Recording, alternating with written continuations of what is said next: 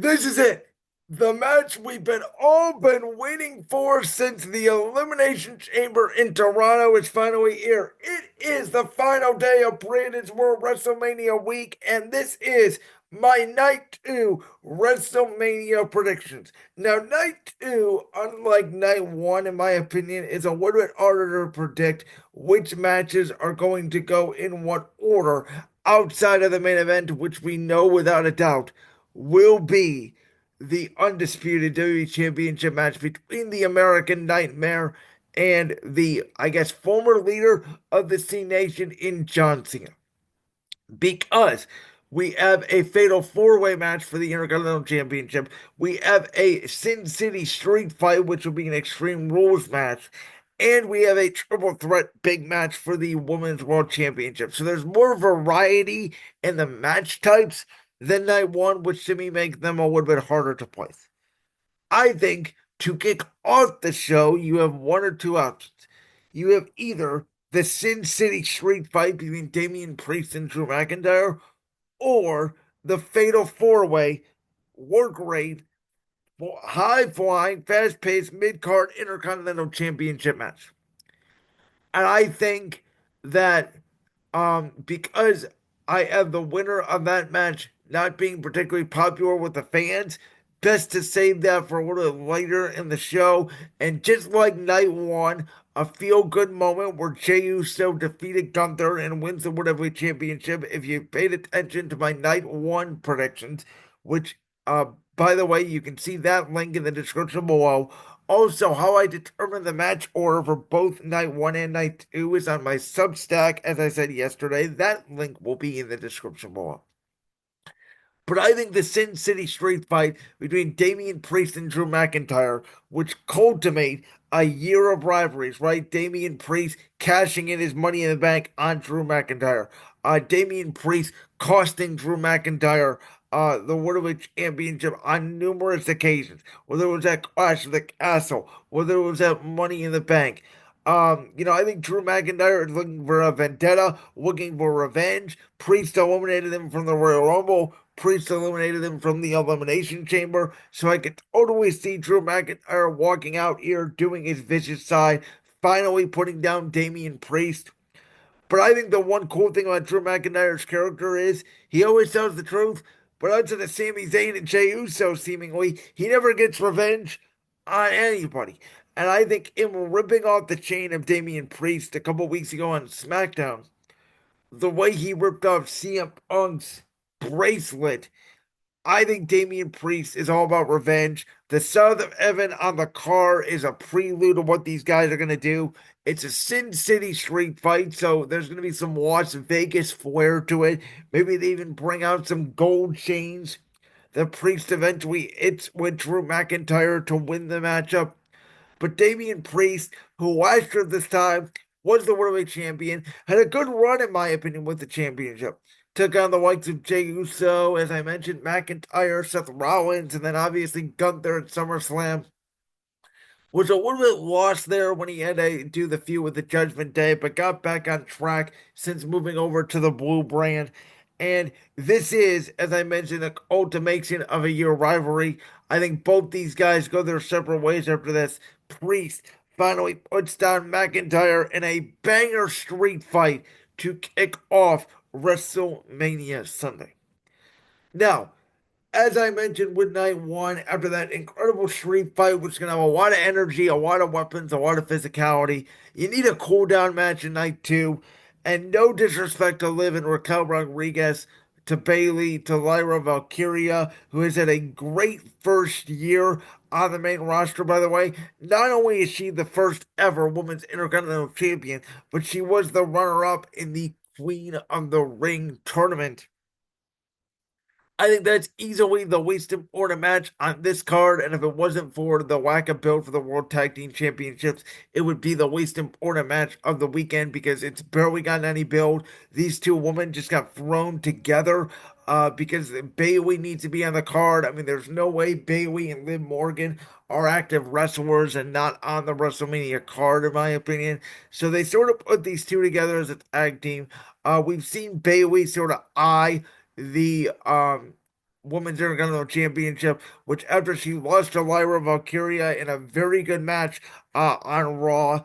I don't think that storyline's over. It may be a little bit of a tweenish turn here for Bayley. Maybe there's miscommunication along the way here for Bayley and Lyra, but I do think Liv Morgan and Raquel Rodriguez, who have not done a ton with the Women's Tag Team Championships since winning it from Jade Cargill, or excuse me, from Naomi and Bianca Belair right before Jade Cargill returned at Elimination Chamber. Um, I do think Liv and Raquel will retain the tag team titles here, and Bayley and Lyra continue their little mini feud over the Women's Intercontinental Championship. Then the rest of the matches on this card. So we know that Cody Rhodes and John Cena are going on last. So we have four matches to place. We have a fatal four-way match for the Intercontinental Championship. We have a triple threat match for the Women's World Championship. And I think because of the fact that Cody Rhodes and John Cena is such a big main event, and because it's a title match, you don't want to put sort of Rhea, Bianca, and Io right before that, because I think Rhea, Bianca, and Io is, out of all the matches on WrestleMania, maybe the third most built match, right? Right behind Rhodes, Cena, Roman, Seth, and Punk. I think it's had more hype to it and more build to it than the Gunther J. Uso World Championship match, as well as the Tiffany Stratton Charlotte WWE Women's Championship match. So, because of that, I don't think you want to put Raquel, Bianca, or Rhea, Bianca, Io, excuse me, and then Rhodes and Cena back to back. I think you need to space them out. So I have Rhea, Bianca, Io going in slot 5, which puts the fatal four-way match in slot 3. And I think Braun Breaker, who almost killed Carlito a couple weeks ago on Raw with that gigantic spear, this could be his breakout moment where I think Braun Breaker is going to actually lose this match. But a lot like back in the day, right? Where Braun Breaker, or excuse me, where with the Intercontinental Championship, you would lose the Intercontinental Championship, but it would be a stepping stone on the way to the main championship in WWE. That's where I think we're at with the unpredictable badass, where he may be by SummerSlam or by next year's WrestleMania in the World Championship picture. Penta has come aboard as a luchador and has taken the WWE universe, who may not have seen him in that other company, completely by storm. I think Penta is going to one day be the Intercontinental Champion, but I don't know. I don't see it yet. I think we're going to get eventually a reunion here with Penta and Ray Phoenix as the Lucha Bros in WWE. Maybe they're the ones that eventually take the World Tag Team titles off of the New Day. So it comes down to the two Judgment Day members. And I think Dominic Mysterio, and he may even do it by pinning Finn Balor, because I don't think Penta's going to get pinned here. I don't see Breaker getting pinned. I think this is where the Judgment Day turmoil actually starts falling apart, and you can have Finn Balor turn babyface on Dominic Mysterio and the Judgment Day, and Finn Balor sort of, that sort of kickstarts his Intercontinental Championship run back to the top, as maybe him and Dom feuding over the title, and Judgment Day officially breaks up. Well, it's a great night for Liv and Raquel Rodriguez, and I think Carlito would probably end up going with Dom, and maybe you have JD McDonough when he returns going with Finn, and you can have the 2v2 Judgment Day. This Judgment Day 3.0 version, if you will, with Liv, Raquel, Finn, Don, Carlito, and JD, has not gotten nearly as over as Judgment Day 2.0. I would say the Judgment Day acts ranked Judgment Day 2.0, Judgment Day 1.0, Judgment Day 3.0. But I think Dom does walk out of here. Dirty Dom, the heel ear, wins again, and he ends up winning the Intercontinental Championship. Now, number 4, AJ Styles and Logan Paul. This is the weirdest feud match that sort of came together after the Royal Rumble, sort of based on a jealousy because AJ Styles does not like the fact that Logan Paul claims that he is a full-time wrestler, even though he is not. He's not on every week. We know AJ Styles matched up with Karrion Kross this past week on Raw, and we know what that always means. It looks like AJ Styles is going in for a heel turn down the road. Maybe he turns heel after WrestleMania, after losing to Logan Paul here, and he becomes one of the first challengers for Jey Uso in the World Championship, the way he did for Cody Rhodes a year ago. I could totally see that happening. I think these two guys can put on a great match. AJ Styles is coming off a brutal injury, as we know, over the past few months. He arguably does not have the quickness that he once had, but he is still one of the best wrestlers in the world. And Logan Paul, this is a guy who has had what 10 matches total in WWE, if you include Rumble and other multi-man matches, including Money in the Bank. And this dude has not missed. I think these two guys are going to have an incredible aerial moment. I think it will be a back and forth. I think if there is, one thing about night two, it's going to be more about the showcasing fly action and maybe more of those memorable highlights, where night one is more about the in ring technical work with the likes of Ray and El Dragon Americano and your Gunther, Jey Uso, your Tiffany Charlotte, where night two is going to be those viral moments. Braun Breaker, AJ Styles, Logan Paul, whatever Rhea, Bianca, and Io come up with. And obviously, Priest and McIntyre are going to have a brutal Las Vegas street fight. So, I do think Rhea, Bianca, Io now in the fifth spot for the Women's World Championship. And me and Michael Reiner talked about this. Michael does think that Rhea Ripley is going to get the Women's Championship match. Michael does not think what I think, which is, and I've been saying this all along, and I talked about this on night one. I have never believed that the Jade Cargill attacker was just going to be Naomi and that's it. I don't think it makes any sense for Bianca Belair to sort of just tell Naomi she's done, win the Elimination Chamber, move on to the Women's World Championship, and that's the end of the storyline. It would feel completely weird and completely unwrapped up to me. I think what's going to happen, and Bianca Belair has shown her heelish side the past few weeks. Io Sky has definitely both disrespected, and that's the storyline that they're trying to play up. Is Io feels disrespected because this feels all about Rhea, this feels all about Bianca, and here's little old Io Sky who is entering her second straight WrestleMania as a champion. Though, as I said the first time, no disrespect to Io Sky. I don't love her as a wrestler. I don't love her as a champion. I think she was completely boring as the women's champion going into last year's feud with Bayley. I feel the same this year about this triple threat match. But I don't think you hotshot the belt onto Io Sky for 1 month just to get her involved in WrestleMania and then give the championship back to Rhea Ripley. That's what Michael Reiner believes.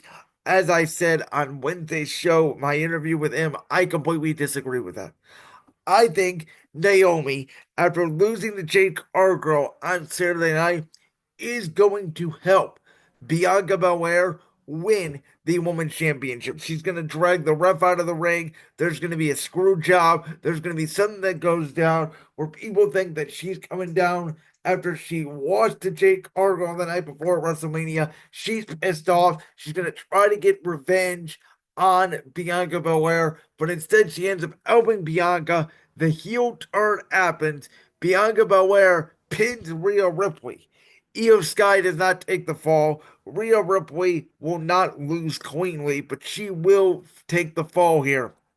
And Bianca Belair will become a heel, your new Women's World Champion, the first time she's held the belt since losing the Raw Women's Championship to Asuka at Night of Champions 2023, and this will lead to a heel Bianca Belair and Naomi, which will then eventually lead to a Women's World Championship match at SummerSlam as one of the big matches on one of the two nights of SummerSlam this year for the Women's World Championship between the champion Bianca Belair and the challenger Jade Cargill. And approximately a year and a half after making her main roster debut, Jade Cargill will become a Women's World Champion and one of the main stars in WWE. That is my prediction for how this whole storyline plays out.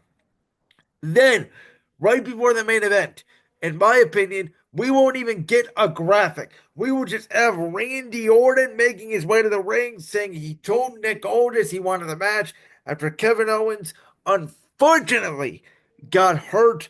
Has that serious neck injury that's going to cause him to not only miss this year's WrestleMania, but potentially next year's WrestleMania as well. Get better to UKO. That totally sucks. It must be serious, as I've been saying, if Kevin Owens was about to compete in this year's WrestleMania, and then he ends up not competing at all and just pulled right before it. But at least for WWE, they're having enough time to pivot. And I thought about it more, and you could hear my conversation again with Michael Reiner on this that we had on Wednesday. But I sort of agree with him that Solo Sikoa, even though it is weird, the fact that he was this new leader of the bloodline, does not have a WrestleMania match this year. Again, I think he could get involved in the LA Knight Jacob Fatu match on night one. If he does not get involved in that match, I think he does become Randy Orton's opponent for WrestleMania. But if I predict is right, if Jacob Fatu does, or excuse me, if Solo Sikoa does cost Jacob Fatu the U.S. Championship against LA Knight, then I do believe that Nick Aldis does put on his wrestling tights again, like he teased, a couple weeks ago on SmackDown. And WWE Universe has never seen Nick Aldis wrestle. I've never seen Nick Aldis wrestle. The only thing I knew about Nick Aldis when he entered WWE as the general manager of SmackDown about 18 or so months ago was that he was the husband of the WWE Great Women's Wrestler Mickie James. And so, it'll be interesting to see how this storyline with Randy Orton and Nick Aldis plays out. I do think Randy Orton would go over with an RKO. I don't think it's anything too extraordinary. I think it's an 8 to 10 minute match, real quick, get in, get out. Um, and so, in my opinion, then that could lead to a summer storyline where there's a little bit of a mini feud there between Orton and a somewhat heelish Nick Aldis. And then we get to the main event. For the undisputed WWE Championship, the American Nightmare against the man who is going to ruin wrestling, John Cena. Who, as we know, the storyline around John Cena's return, and I called it going into the Elimination Chamber. I said, John Cena is going to turn heel. John Cena is going to be a heel against the American Nightmare, Cody Rhodes. John Cena is going to sell his soul to the final boss who has not appeared since the Elimination Chamber because John Cena has not won a one-on-one match in nearly 7 years in WWE, and he does not care about what the fans think anymore. This is his retirement tour. He will do what he wants, and when he said he's going to win the Elimination Chamber because it was best for business, it was completely out of the norm of John Cena. It was a dead giveaway, in my opinion, right there. And these two men, over the past 3 weeks internationally, and we'll see them tonight on SmackDown, but over the past 3 weeks internationally, they have traded barbs back and forth. They've called out Vince McMahon. They've called out Tony Khan. They've called out their past gimmicks. They've called out their past gear.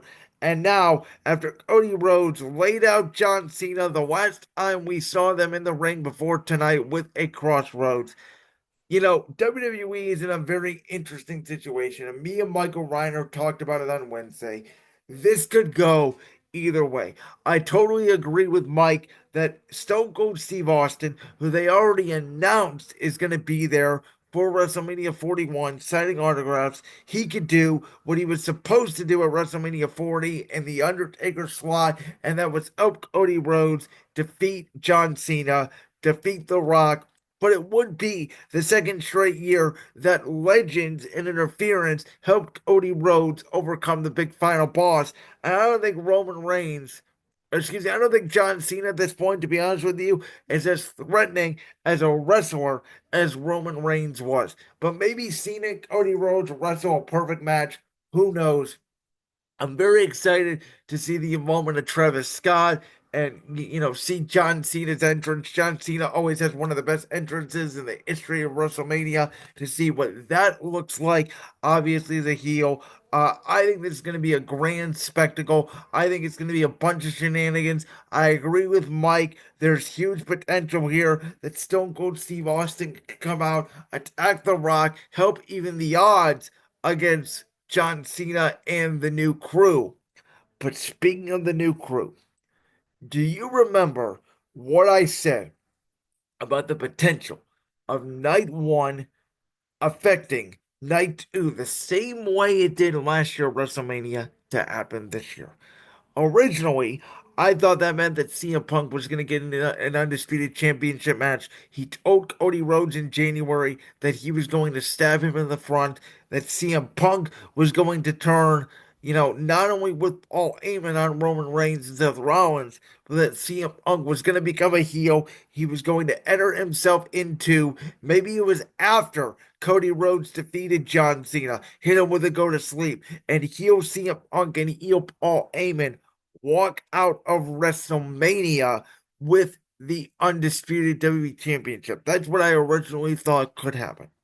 But now, as you heard in night one, spoiler alert, that I do predict that Paul Heyman is going to turn on Roman Reigns and CM Punk and align himself with Seth Rollins. Seth Rollins told Cody Rhodes right before the decision was going to be made in the Elimination Chamber between if the final boss was going to get Cody Rhodes' soul. He told Cody Rhodes, "Don't make me regret helping you win the championship." And we know Seth Rollins and Cody Rhodes' history dating back to WrestleMania 38. They fought off at WrestleMania. They fought at Backlash. They fought in Hell in a Cell. Cody Rhodes could not defeat Seth Rollins. I think because of Paul Heyman's history with The Rock and the Bloodline and the family, and because of Seth Rollins' history with The Rock last year, obviously, night one of WrestleMania 40, and because of Seth Rollins' history with Cody, I think Seth Rollins shocks the whole WWE universe. And what it looks like, Cody Rhodes about to put down John Cena. Stone Cold is taking out The Rock and maybe even Travis Scott. Everybody is down. Maybe the referee is down. All of a sudden, who enters the ring? Seth Rollins. Or maybe Seth Rollins is the one who takes out Travis Scott. Who knows? I don't know. People think he's on Cody's side. Bam, curb stomp. And just like Seth Rollins helped John Cena defeat CM Punk inside the Elimination Chamber. Remember when The Rock showed up at Bad Blood and he did the free countdown with Roman Reigns and Cody Rhodes in the ring? Then when John Cena did the heel turn, he put up the number two. I think The Rock may put up the number one with Seth Rollins. And not only do we have Bianca Belair turning heel on WrestleMania Sunday, but we have Seth Rollins' official heel turn on night one, cemented on night two, when he cost the American Nightmare his over a year run reign as the undisputed WWE champion. And John Cena, The Rock, Paul Heyman, and Seth freaking Rollins become this new power trip alongside Travis Scott if you want. John Cena becomes a 17-time world heavyweight champion, and he does leave with the belt as promised. And it gives Cody Rhodes something else to do on television because he gets to feud with the Visionary again while John Cena holds the championship hostage. How about that for a conclusion of WrestleMania? So I got my WrestleMania Sunday predictions. I have Damian Priest defeating Drew McIntyre in the Sin City Street Fight. I have Liv and Raquel defeating Bayley and Lyra to retain the women's tag titles. I have Dominic winning the Intercontinental Championship over Penta, Braun Breaker, and Finn Balor, and the official turning of the Judgment Day. I have Logan Paul defeating AJ Styles. I have Rhea I have Bianca Belair winning the Women's World Championship from Rhea Ripley and Io Sky after Naomi outs Bianca Belair. Bianca Belair officially turns heel at WrestleMania 41. Yeah, we got a lot of heel turns going down this weekend. I have Randy Orton defeating Nick Aldis in a surprise appearance from the SmackDown General Manager. And I have Seth Rollins helping John Cena become a 17-time world champion after shenanigan interference from Stone Cold Steve Austin and others. Like that clip from the Brand's World podcast? If so, make sure you go down there and hit that subscribe button. While you're down there hitting the subscribe button, make sure to also hit the notification bell so you never miss another upload. And make sure you check out all the other clips from the Brand's World podcast right here on YouTube.